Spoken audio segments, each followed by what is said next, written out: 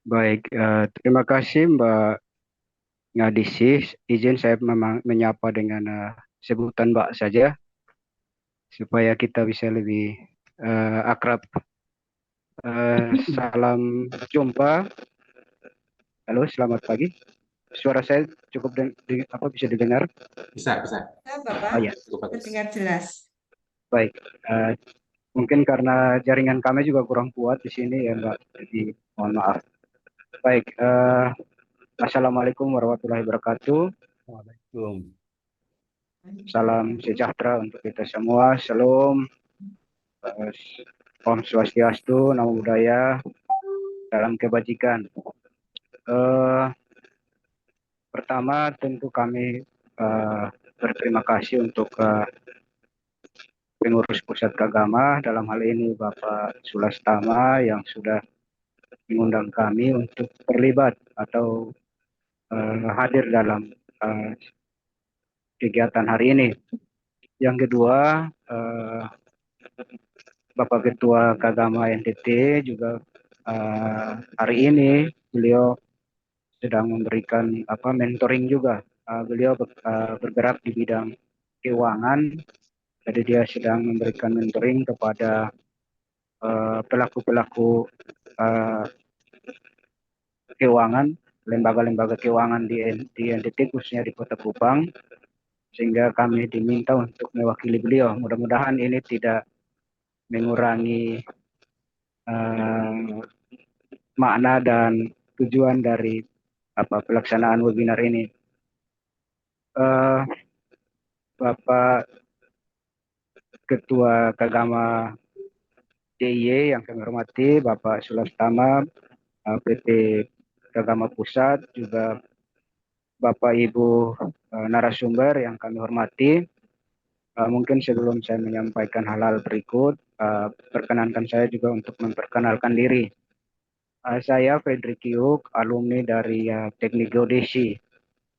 Saya angkatan 92, kemudian juga diberi kesempatan kedua untuk melanjutkan uh, S2 di Teknik Geomatika, Magister Teknik Geomatika, dan ya syukur selesai.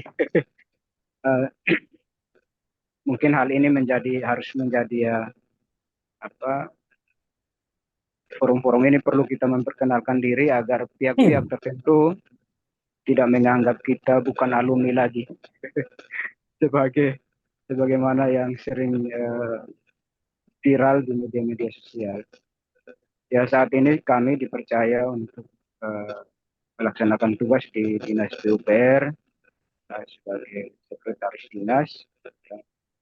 Mungkin sebagai informasi juga, kalau di Provinsi NTT, selain saya sekretaris yang alumni UGM, kepala dinas kami juga alumni UGM. Dan kebetulan angkatannya pun sama, jurusannya pun sama. Jadi ya kita mau bilang partisipasi alumni agama ini sangat merata di seluruh NTT. Teman-teman alumni ini ada yang dosen, bahkan sekarang rektor dari Universitas Nusa Cendana, Universitas Negeri di NTT juga alumni agama, alumni UGM maksud saya. Eh, Bapak Ibu narasumber yang kami hormati dan peserta webinar yang kami hormati, sesungguhnya sebelum acara ini saya sudah berkoordinasi juga dengan BPBD, Badan Penanggulangan Bencana Daerah.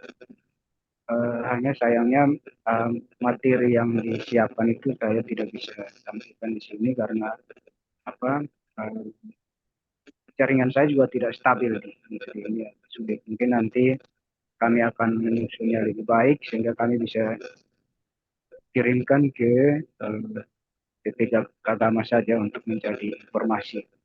Tapi sebetulnya di webinar ini juga kalau memang sudah hadir Pak Valentino, merupakan relawan langsung dari Flores Timur, mungkin beliau bisa berbagi informasi yang banyak.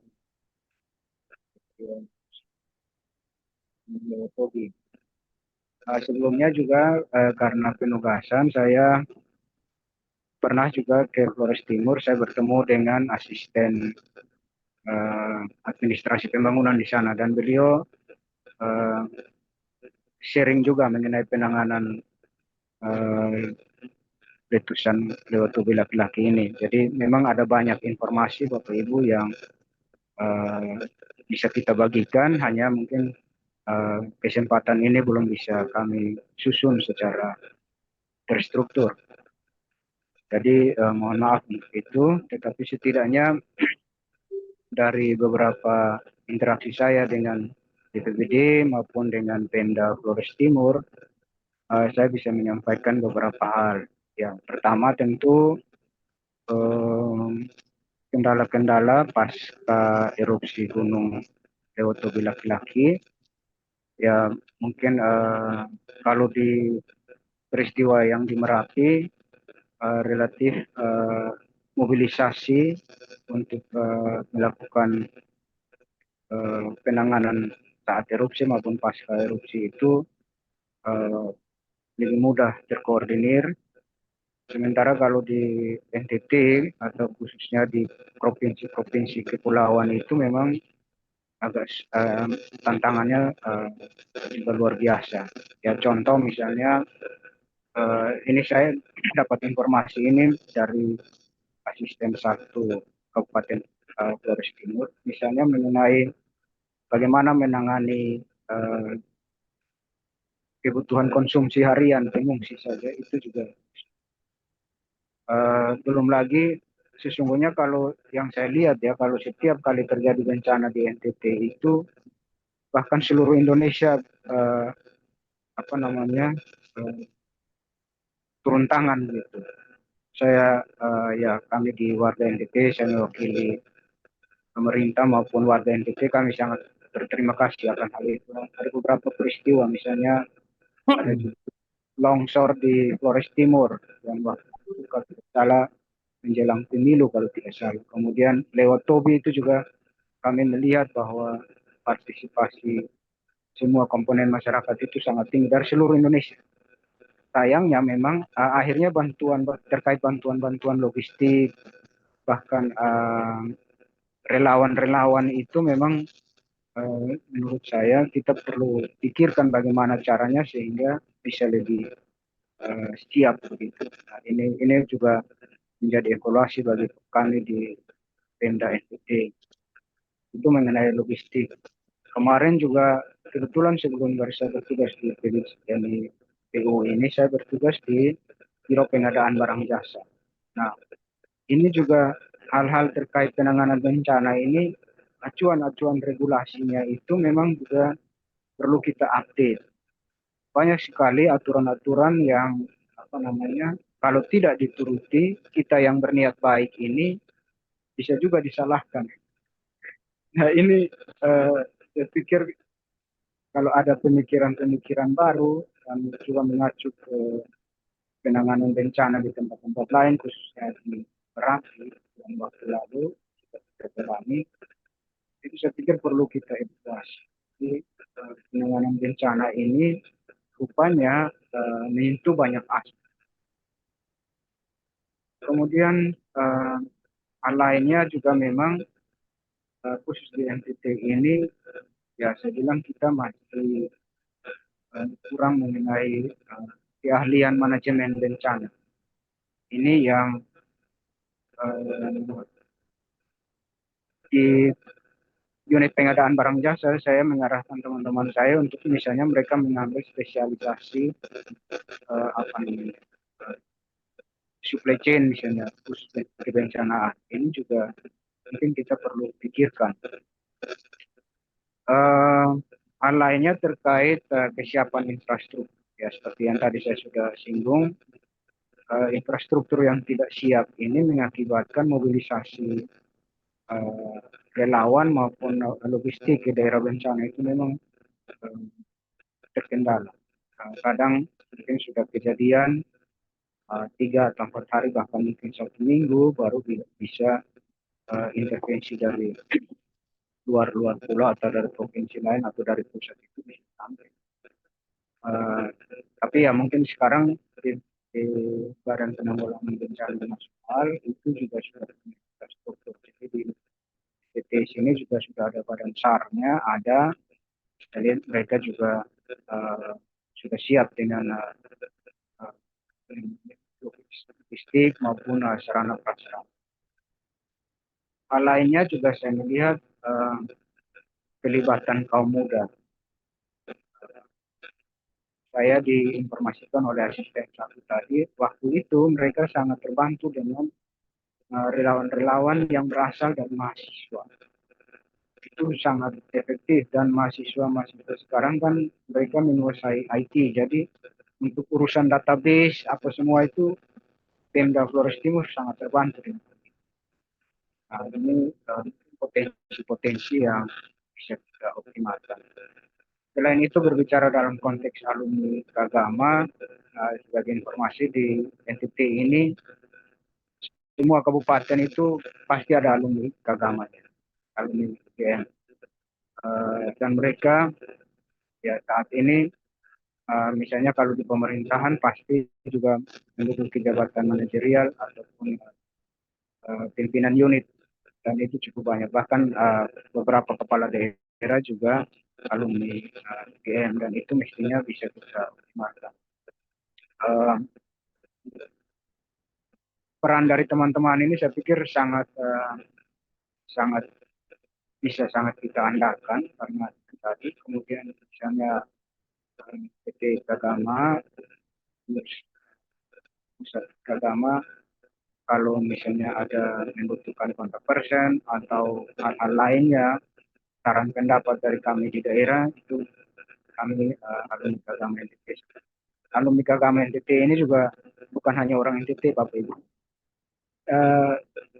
Dari Jawa juga ada karena penugasan di NTT itu sangat banyak. Di BUMN, di perbankan, di bahkan NGO-NGO itu sangat banyak. Jadi saya pikir ke depan ini untuk membangun jejaring khusus kebencanaan ini saya pikir tidak sulit bagi kita karena kita punya hubungan emosional, itu pasti akan sangat terbantu.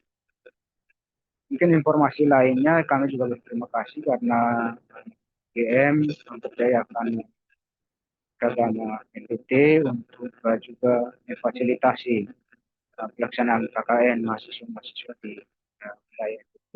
Nah itu sudah berkali-kali, sudah banyak, dan sepanjang yang kami lihat adik-adik kita ini sangat sangat enjoy dengan kehadiran mereka di NTT. Ya, saya pikir mungkin mereka backgroundnya dari kota besar yang mungkin masih jarang atau jarang sekali melihat kondisi pedesaan, apalagi di bagian lain Indonesia di luar dari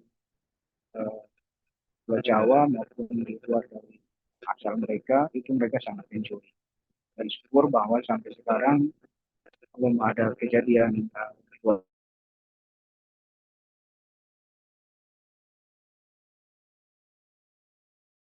mudahan dengan kehadiran adik-adik ini juga akan memberikan informasi lebih yang lebih objektif kepada agama pusat.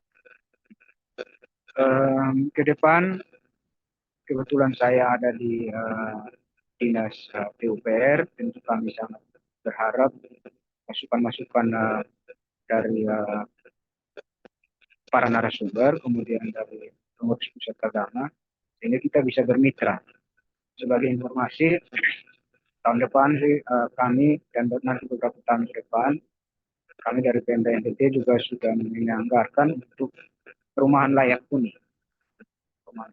Memang ini desain awalnya untuk membantu masyarakat berpenghasilan rendah maupun yang memang belum punya rumah karena faktor ekonomi.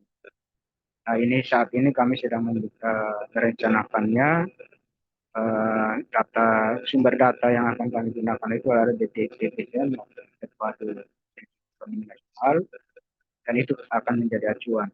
Nah, tetapi juga kemarin kami juga berargumentasi kenapa bantuan perumahan ini penting karena banyak juga masyarakat yang terpapar atau mengalami kejadian bencana.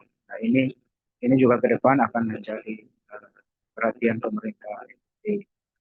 Selain itu juga memang untuk memperbaiki infrastruktur, informasi yang saya dapat, lokasi Huntara sementara disiapkan. Kemarin waktu-waktu sebelumnya itu masih terhambat pengerjaannya karena akses jalan. Nah ini banyak juga mendapat intervensi dari eh, Badan Penanggulangan Bencana Nasional dan Departemen. Frederick, mohon Sekiranya maaf. ya, Nggih. sekiranya ada hal-hal yang mungkin nanti akan kita diskusikan, eh, mungkin kami akan siap untuk merespon ataupun juga bisa menginformasikannya lagi lebih lanjut kepada publik agama NTT maupun mungkin ke unit kerja saya. Saya kira itu Ibu Mbak Moderator, Mbak Ngadisi, dan juga Bapak Sulastama, Bapak Gatot, Prof. Agung ya tadi ya. Semua narasumber saya belum ingat namanya. Mungkin mohon maaf apabila ada hal-hal yang belum tersampaikan. Demikian, terima kasih. Wassalamualaikum warahmatullahi wabarakatuh.